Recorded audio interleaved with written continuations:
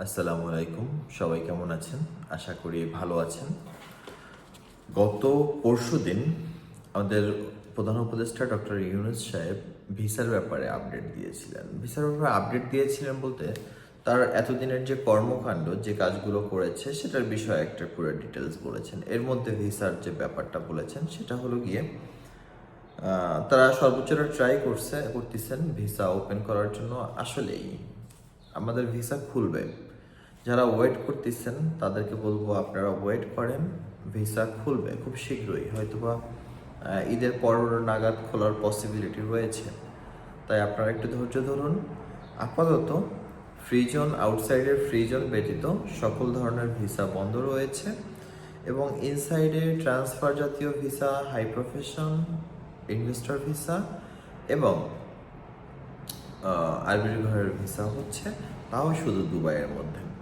যদি কারো আপনার এই বিষয়ে এনি হেল্প আমাদের কাছ থেকে, যদি কোনো হেল্পের দরকার হয় ভিসা জনিত কাজ ছাড়া, লাইক আপনার যদি ভিসা লাগানো দরকার হয়, ভিসা প্রয়োজন হয়, তখন আমাকে ফোন দেওয়ার দরকার নেই। বাট আপনার ভিসার যদি কোনো প্রবলেম থাকে, লাইক আপনার ফোনে কথা বলে আপনি সমাধান নিতে পারবেন, সেইগুলো আমাদের সঙ্গে যোগাযোগ করতে পারেন। আমরা এগুলো সমাধান করে দিতে পারবো ইনশাল্লাহ, বাই ফোন অথবা আপনার সঙ্গে মেসেজে চ্যাটিং করে।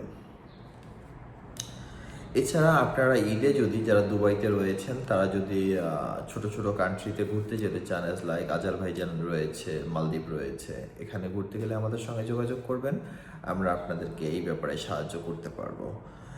এছাড়া রয়েছে বাংলাদেশের টিকিট, এমার্জেন্সি যদি কারো টিকিট প্রয়োজন হয় আমাদের সঙ্গে যোগাযোগ করবেন। বাংলাদেশ থেকে যদি কেউ পাকিস্তান যেতে চান আমাদের সঙ্গে যোগাযোগ করবেন। আমরা বাংলাদেশ থেকে পাকিস্তানের ভিসা টিকিট অল্প প্রাইসে আমরা করে দিতে পারবো।